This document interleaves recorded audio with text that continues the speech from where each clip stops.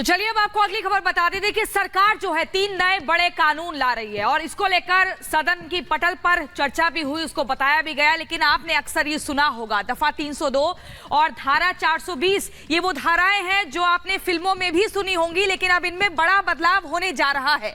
ये वो आपराधिक कानून है जिसको लेकर काफी चीजें बदल गई हैं। क्या कुछ असर होगा ये आपको इस रिपोर्ट के जरिए दिखाते हैं।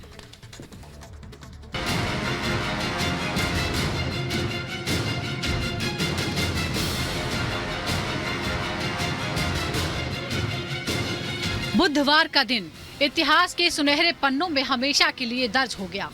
आजादी के 60 से ज्यादा दशक, भारतीय दंड संहिता की जगह भारतीय न्याय संहिता बिल 2023, सीआरपीसी की जगह भारतीय नागरिक सुरक्षा संहिता 2023 और एविडेंस एक्ट के बदले भारतीय साक्ष्य विधेयक 2023 लोकसभा में पास हो गए।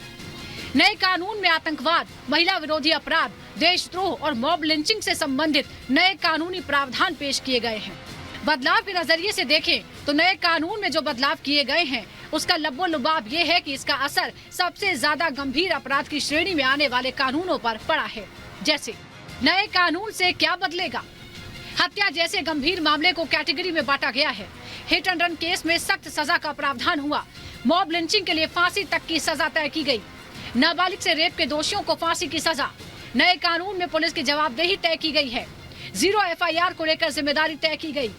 कानूनी अधिकार का दायरा बढ़ाया गया। देशद्रोह, दहेज हत्या के कानून सख्त किए गए। कानूनी रियायतों का दायरा भी बढ़ाया गया। इसमें कोई शक नहीं है कि आजादी के कई दशक बाद कानून में बदलाव की जरूरत लंबे वक्त से महसूस की जा रही थी, लेकिन इससे पहले कोई भी सरकार इस बदलाव की हिम्मत नहीं जुटा सकी।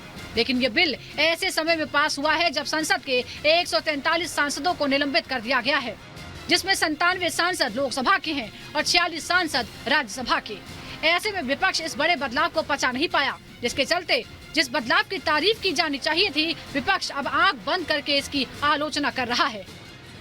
सारे हमारा जो मूल मुद्दा थे उससे हटकर अपने मन माफिक इतना बड़ा एक बिल पारित कर दिया। ये देश के लिए, लोकतंत्र के लिए बड़ा खतरनाक है। इसका दूर प्रभारी असर होगी, लेकिन ये सरकार सब कुछ अनदेखी कर रहे हैं। अपने बहुमत की बाहुबली से जो मर्जी वो करने जा रहे हैं। कोई अगर मतलब किसी का कहाँ कौन कैसे फंसेगा और किसको कहाँ जेल होगी, एक उम्र कैद होगी या फांसी होगी, इसका कोई कानूनन कोई मतलब इसका व्याख्या नहीं है। ये जबरदस्ती देश को एक अंधेरा युग में डालने की कोशिश कर रहे हैं। इसके खिलाफ हम आवाज उठाएंगे। सदन की बाहर, चाहे कोर्ट, हर जगह हम लोग जाने के लिए तैयार है। हम इस मानने के लिए बिल्कुल तैयार नहीं है।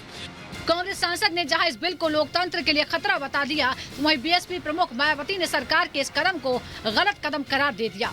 लेकिन किसी के पास इस बात का कोई जवाब नहीं है कि आखिर इस बदलाव में गलत क्या है।